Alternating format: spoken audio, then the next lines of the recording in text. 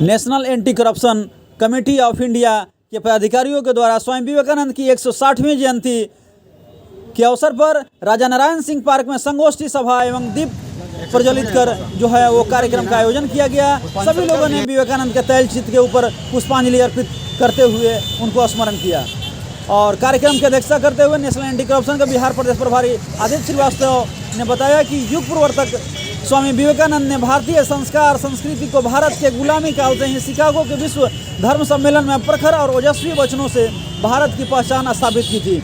आज भारत युग वर्ग को विवेकानंद चरितार्थों को अपने जीवन में उतारने की जरूरत है, तभी एक अच्छे राष्ट्र के निर्माण की कल्पना की जा सकती है। ऐसे महान विभूतियों के बारे में हर युवा वर्ग को उसके इतिहास को जानने की जरूरत है। अधिवक्ता सतीश स्नेही ने बताया कि विवेकानंद उनके बताए गए कठिन मार्गों पर चलना होगा तथा उनकी जीवन शैली को अपनाने की ज़रूरत है। आप देख पा रहे हैं कि जो दृश्य दिख रहा है ये अपने आप में काफ़ी मनोरम है और इस दृश्य के द्वारा जो है सभी लोगों ने उनको नमन किया और कार्यक्रम में एंटी करप्शन की टीम की ओर से ओम प्रकाश जी, निखिल सिंह, रणवीर सिंह, विक्रांत मुखिया, नमस्कार, राहुल सिंह, अमन कुमार, संतोष राणा एवं कई लोग मौजूद रहे। अभी हम लोग कार्यक्रम में बिहार सबसे बड़ा चीज आप औरंगाबाद देख पा जिले रहे के हैं कि रमेश सभी लोगों ने बहुत ही तन्मयता के साथ यहाँ पर जो है सबसे इस बड़ा चीज है कार्यक्रम कि में जो भाग राजा लिया नारायण सिंह का जो और पार्क है सभी की इस पार्क सहभागिता में से आज यह हम कार्यक्रम इसलिए जो है इकट्ठा वो हुए सफल हैं हुआ। क्योंकि आज एक ऐसे महापुरुष जो बुद्धिमानी और हाजिर जवाबी में सबके कहा जाता है वो नायक थे। आज स्वामी विवेकानंद जी का जो जन्म जयंती समारोह है, तो आइए जानते हैं कि ये जो हम लोग कार्यक्रम कर रहे हैं, चूँकि युवा दिवस के रूप में भी इसको जाना जाता है, तो ये कार्यक्रम जो हो रहा है इसको कैसे देखते हैं? सबसे पहले आपको धन्यवाद रामाकांत जी।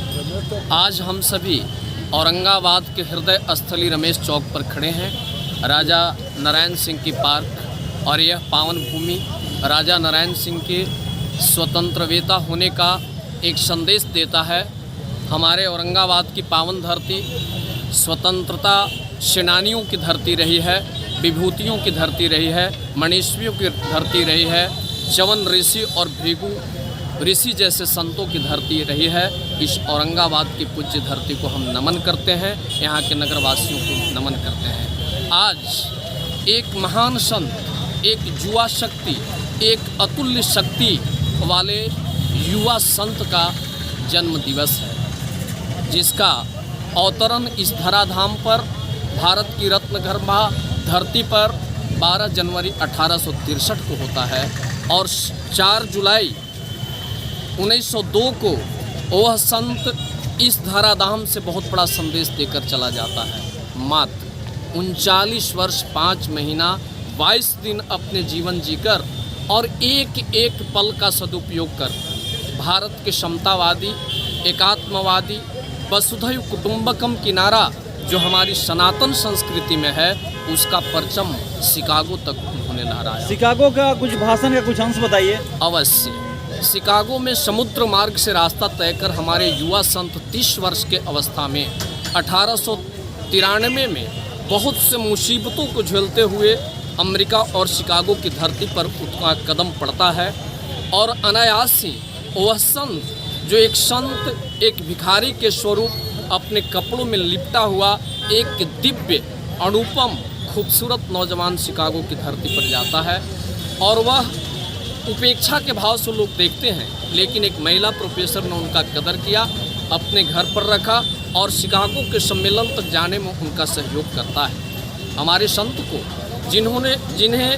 पहले उपेक्षा की निगाहों से देखा गया, एक सामान्य व्यक्ति, एक तुच्छ व्यक्ति के निगाह से देखा गया, और जानते हैं उनको बोलने का समय सबसे पीछे दिया गया, इस भाव से नहीं कि एक श्रेष्ठ और श्रेष्ठकर वक्ता के रूप में नहीं, बल्कि एक उपेक्षित भाव से कि एक भारत का कोई फकीर आया है।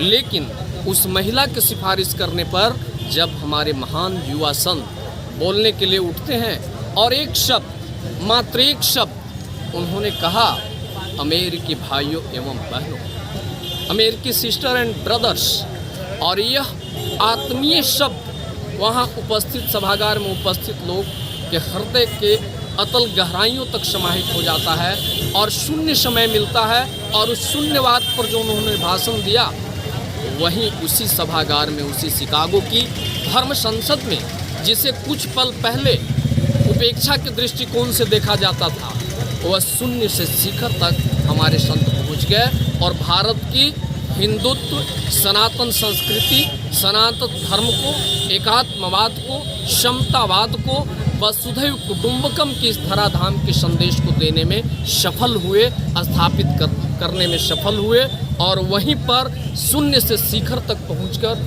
बहुत बड़ा सम्मान उन्होंने प्राप्त किया। चलिए, हमारे साथ आदित्य श्रीवास्तव जी हैं जो एंटी करप्शन के और बहुत सारा जो सामाजिक कार्य है उसको भी करते हैं और बिहार प्रदेश के अध्यक्ष हैं। इनसे भी जानते हैं कि ये जो कार्यक्रम रखा गया है युवा दिवस पर, चूँकि 160वीं जयंती है और 160वीं जयंती के अवसर पर चूँकि उनके विचारों को और व्यवहारों को जो युवाओं में क्या प्रकाश डालेगा उस पर बताएंगे। सबसे पहले आपको बहुत बहुत धन्यवाद रमाकांत जी।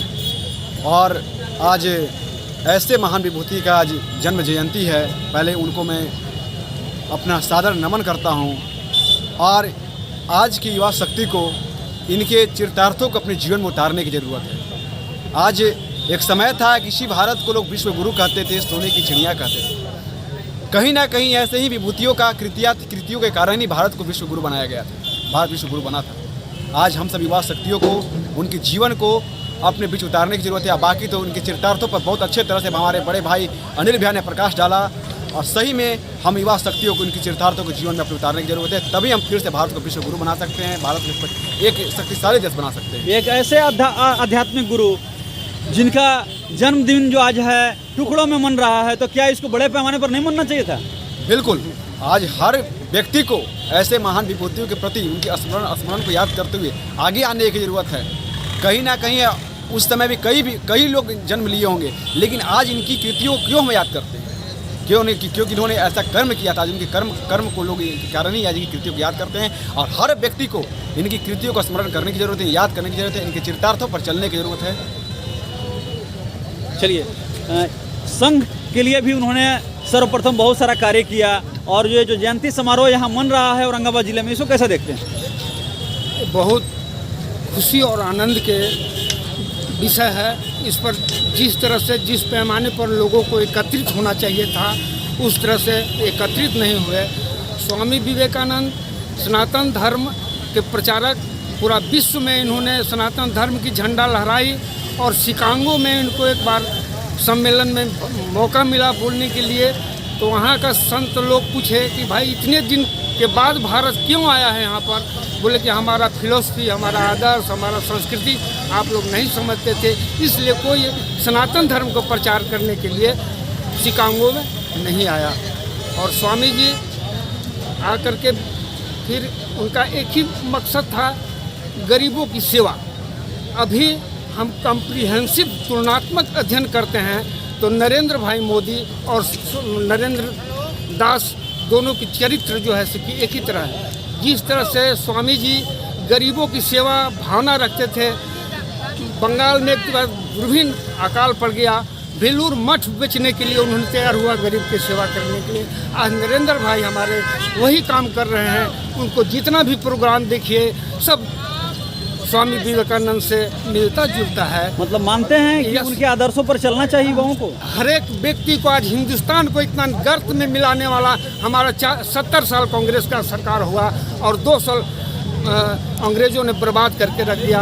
हमारा संस्कृति, हमारा वेद, हमारा ग्रंथ सबको उन्होंने बकवास बना दिया और हम लोग को दिमाग में कचरा भर करके रख दिया। इसलिए आज हम लोग इस अवस्था में पहुँच गए। चलिए, बहुत बहुत धन्यवाद। ये थे हमारे साथ स्वामी विवेकानंद जो युग प्रवर्तक, महान विचारक एवं युवाओं के प्रेरणा स्रोत थे और बुद्धिमानी एवं हाजिर जवाबी में तो इनका कोई जवाब ही नहीं है। इसलिए पूरी दुनिया में भारत का नाम जो है उन्होंने रोशन किया। इसलिए युवा दिवस के रूप में भी आज याद किया जाता है। डाक विभाग विख्यात और प्रभावशाली आध्यात्मिक भाषणों के द्वारा जो इन्होंने जो है वो साबित भी किया है कि इस तरीक़ा का जो चीज़ है बिल्कुल व्यक्ति के रोम में होना चाहिए और ऐसे युग प्रवर्तक व्यक्ति को जो है वो बारंबार जो है वो नमन करना चाहिए और ऐसे व्यक्ति जो है वो बार बार पैदा नहीं लेते हैं और ऐसे व्यक्तियों की कृतियाँ को लगातार जो है वो समाज में आना चाहिए, तभी एक समाज, स्वच्छ समाज और निर्मल समाज का जो है निर्माण हो पाएगा। धन्यवाद।